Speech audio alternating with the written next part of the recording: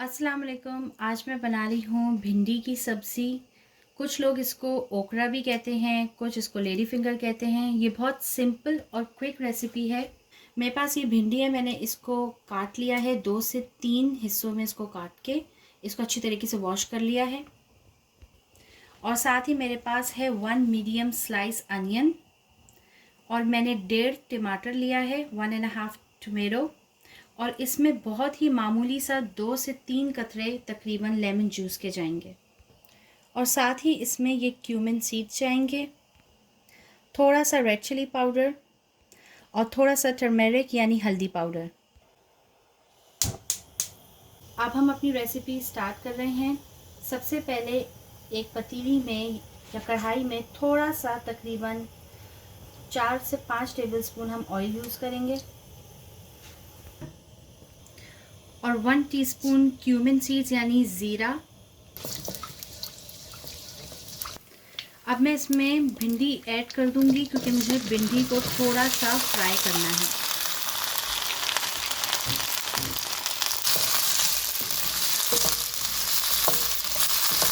मैंने फ्रेश भिंडी ली है, आप चाहें तो फ्रोज़न भी यूज़ कर सकते हैं।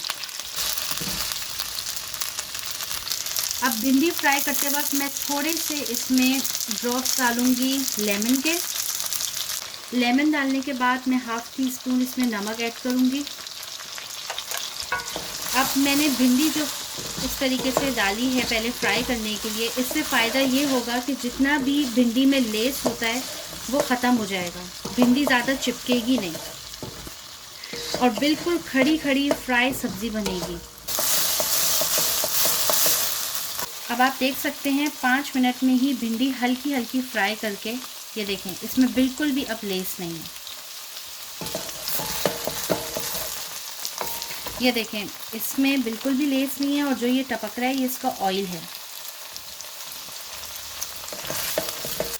अब भिंडी फ्राई हो गई है, लेस इसका ख़त्म हो गया है।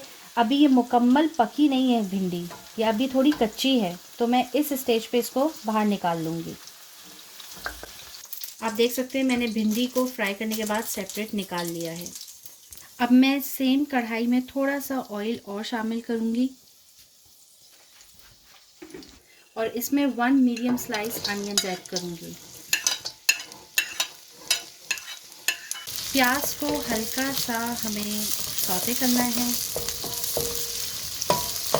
प्याज को मैंने 1 मिनट सौते किया है। अब मैं इसमें टमाटर डाल रही हूँ। आप चाहें तो ज़्यादा टमाटर भी डाल सकते हैं अगर आपको पसंद है।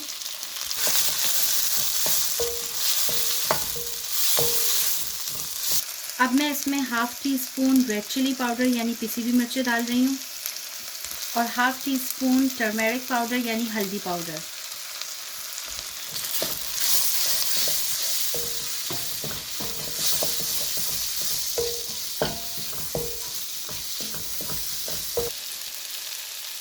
इसमें मैं अपनी फ्राई की हुई भिंडी ऐड करूँगी और इसको मिक्स करना है। और आंच को आपने, फ्लेम को बिल्कुल आपने तेज़ रखना है और इसको जल्दी जल्दी फ्राई करना है।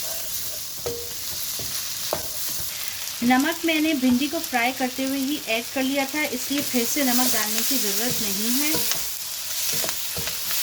भिंडी तैयार है। ये बहुत ही क्विक और इजी रेसिपी है, और उसमें इंग्रेडिएंट्स भी बहुत कम हैं। मुझे थोड़ी सी क्रंची भिंडी पसंद है, तो इसलिए मैं अपना चूल्हा यहीं बंद कर दूँगी। लेकिन अगर आप चाहते हैं कि सब्ज़ी थोड़ी बहुत ज़्यादा नरम हो, सॉफ्ट हो, तो आप इसको 2 से 3 मिनट के लिए हल्की आंच पे दम पे रख सकते हैं। आप देख सकते हैं भिंडी तैयार हो गई है, लेकिन इसमें बिल्कुल भी लेस नहीं है, बिल्कुल खड़ी खड़ी भिंडी बनी है।